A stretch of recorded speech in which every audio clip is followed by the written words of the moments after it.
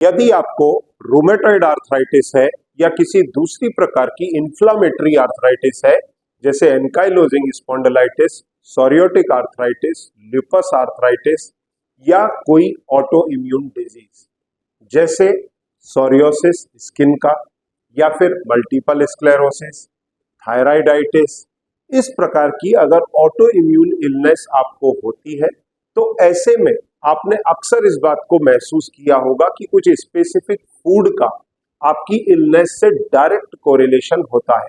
जैसे रूमेटॉइड के मरीज अगर कुछ स्पेसिफिक फूड्स खाते हैं जैसे ग्लूटेन, जैसे गेहूं, तो उनकी तकलीफ बढ़ सकती है।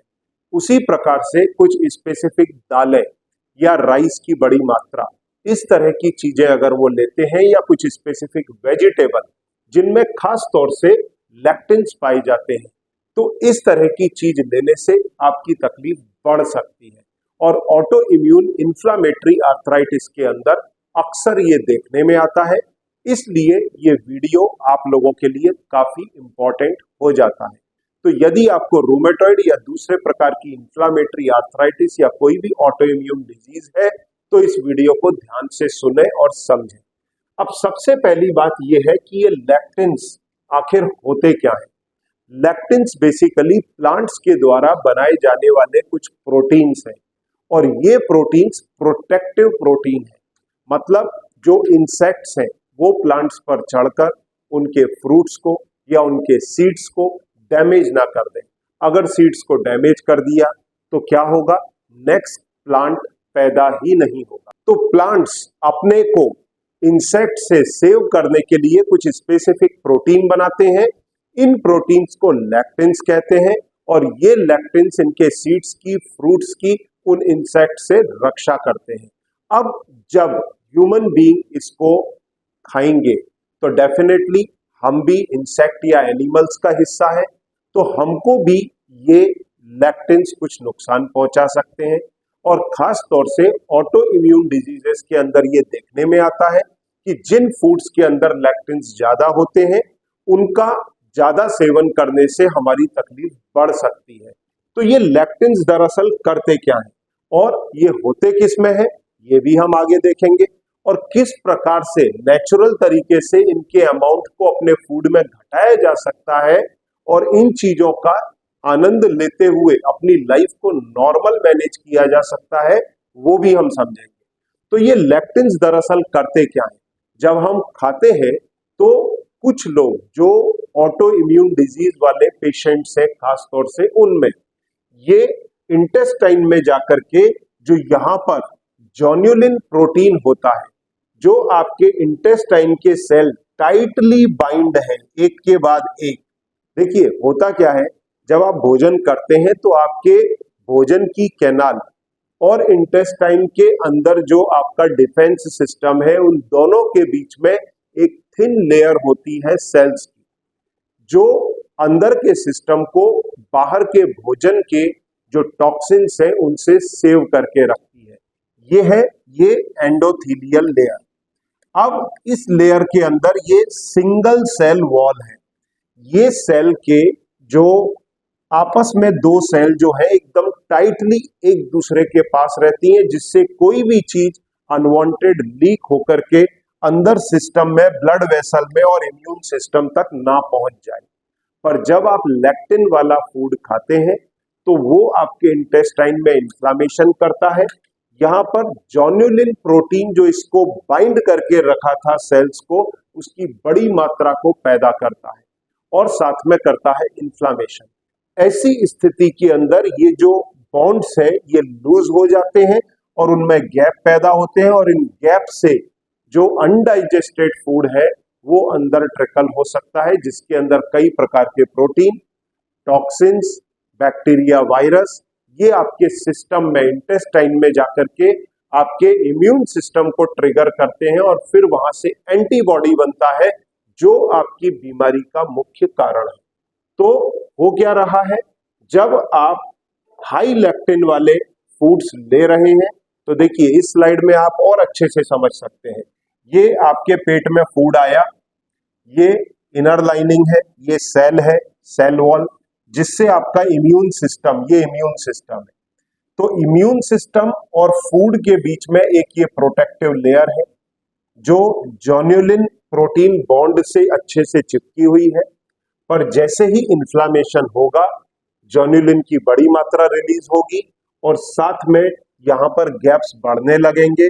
तो ऐसी कंडीशन में undigested food, undigested protein, bacteria, virus अंदर सेल्स के अंदर ट्रिकल करने लगेंगे, इंटेस्टाइनल वॉल में ट्रिकल करने लगेंगे और आपके इम्यून सिस्टम को स्टिमुलेट कर देंगे।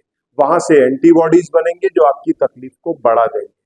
तो पूरा खेल यहाँ पर लैक्टिन्स का है और ये लैक्टिन इस प्रकार के प्रोसेस को इनिशिएट कर सकते हैं। तो कोई भी ऑटो इम्यून इशू हो, चाहे वो रूमेटॉइड आर्थराइटिस हो या ढेर सारी दूसरी ऑटो इम्यून डिजीजेस हो, इन सभी को बढ़ाने में इन लैक्टिन्स का बहुत बड़ा हाथ है। और ये लैक्टिन्स खास तौर से हमारे किस फूड में होते हैं हम वो जानेंगे। ये मेन जो बहुतायत में लैक्टिन्स हैं वो है ग्लूटिन्स।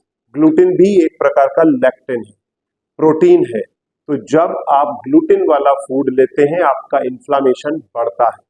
वहीं सोयाबीन, उसके बाद में कॉर्न, भुट्टा और भुट्टे के प्रोडक्ट जैसे कॉर्नफ्लेक्स या फिर इसकी चपाती जो कई लोग बना करके खाना पसंद करते हैं सीजनली, सोयाबीन के प्रोडक्ट। उसके बाद में कई प्रकार के नट्स जैसे कैशू, पीनट, वॉलनट या पिस्टैच्यूज। इसके बाद में दालें, कई प्रकार की, ऑलमोस्ट सभी प्रकार की दालों में लैक्टिन्स होते हैं। पर इन लैक्टिन्स की मात्रा को किस तरह घटाया जाए नेचुरल तरीके से वो भी हम आगे समझेंगे। और फिर कई प्रकार के वेजिटेबल्स जैसे जिसको नाइट शेड वेजिटेबल बोलते हैं, जैसे बैगन, टमाटर, आलू या फिर कई प्रकार के पेपर्स, रेड बेल पेपर। तो इन चीजों से जिनमें लैक्टिन अधिक मात्रा में होता है, लीकी गट की समस्या पैदा होती है जिसके कारण आपकी बीमारी बढ़ सकती है। तो अक्सर जिन पेशेंट्स को ऑटो इम्यून आर्थराइटिस होती है उनको मैं क्या कहता हूं, उनको मैं अक्सर कहता हूं कि आप डाइटरी प्रोटोकॉल जरूर करें। और हम भी इस डाइटरी प्रोटोकॉल में आपकी मदद करते हैं और आपको बताते हैं कि किन फूड से आपकी प्रॉब्लम, आपका इन्फ्लामेशन, आपका दर्द बढ़ सकता है। तो फूड को अगर हम एज ए फर्स्ट डिफेंस लें तो इसमें एक 6 महीने का इन्फ्लामेटरी आर्थराइटिस रेमिशन प्रोटोकॉल होता है डाइट का, जिसमें 3 महीने रेस्ट्रिक्टेड डाइट दी जाती है और फिर उसके 3 महीने के लिए वो डाइट दी जाती है जिसमें आप अपना डाइट चार्ट बनाते हैं, जिसमें आपको पता पड़ता है कि क्या फूड खाने से आपकी तकलीफ बढ़ रही है। तो मैं अक्सर आप लोगों को रिकमेंड करता हूं ये 6 महीने का एंटी इन्फ्लामेटरी आर्थराइटिस रेमिशन प्रोटोकॉल। यदि आप भी इस प्रकार की समस्या से जूझ रहे हैं तो सामने दिए गए नंबर पर संपर्क करके इसे ज्वाइन कर सकते हैं, जिससे डाइट को as a first defence use करें। फिर सेकंड नंबर पर आता है योगा और एक्सरसाइज, तीसरे नंबर पर हर्बल सप्लीमेंट, चौथे नंबर पर यदि आपको कुछ एलोपैथिक दवाइयों की जरूरत पड़ती है बीमारी को कंट्रोल करने के लिए तो वो, और पांचवे पे आपका ब्लड टेस्ट जिससे मालूम पड़े आपके शरीर में बीमारी का क्या स्टेटस है। तो ये 5 प्रोटोकॉल आपसे फॉलो कराए जाते हैं अगर आपको इन्फ्लामेटरी आर्थराइटिस है तो। अब इन लैक्टिन्स की मात्रा आप अपने फूड में नेचुरल तरीके से कैसे कम कर सकते हैं, जैसे लॉन्ग सोकिंग के बाद में यूज करें चीजों को, दालों को पानी के अंदर छोड़ दें 2 घंटा 4 घंटा। कभी नट्स अगर आप मान लीजिए खाते हैं तो रात में उसको भिगा दें, सुबह में खाएं। फिर उसके बाद में प्रेशर कुकिंग करें, जैसे दाल को कभी भी सिंपल उबाल के ना पकाएं, उसको प्रेशर कुक करें तो लैक्टिन्स जो है उसका इम्पैक्ट खत्म हो जाएगा, वो डिस्ट्रॉय हो जाएंगे काफी मात्रा में। उसके बाद में पीलिंग करके यूज करें, जैसे जितने भी नट्स आप लेते हैं उनका बाहर का छिलका, आउटर लेयर निकाल दें। सीड्स का जो भी इस्तेमाल करते हैं आउटर लेयर कोशिश करें उसकी निकाल दें। फिर उसके बाद में फर्मेंटेड फूड, इसी को अगर आप फर्मेंट कर देंगे तो लैक्टिन्स की मात्रा उसके अंदर कम हो जाएगी और सेफली आप फिर उन्हीं फूड को कंज्यूम कर सकते हैं। तो ये सारी चीजें आपको प्रोग्राम के अंदर सिखाई जाती हैं। आपके फूड से लैक्टिन्स को हटा करके उनके ऑल्टरनेटिव्स दिए जाते हैं और इन सारी चीजों के साथ में आप देखते हैं कि डाइटरी प्रोटोकॉल से आपकी बीमारी में 60 to 70% लाभ आ जाता है। फिर उसके बाद में बाकी का लाभ आपको बाकी की चीजों से आता है, जैसे योगा, एक्सरसाइज हर्बल सप्लीमेंट और बाकी की दवाइयां, जैसा मैंने आपको बताया। फिर भी अगर आपको कोई इन्फ्लामेटरी आर्थराइटिस है, जैसे रोमेटॉइड आर्थराइटिस, एंकाइलोजिंग स्पॉन्डिलाइटिस या कोई दूसरे प्रकार की आर्थराइटिस, ऑटो इम्यून डिजीज, तो सामने दिए गए नंबर पर संपर्क करके मेरी और मेरी टीम की मदद ले सकते हैं। Thank you very much.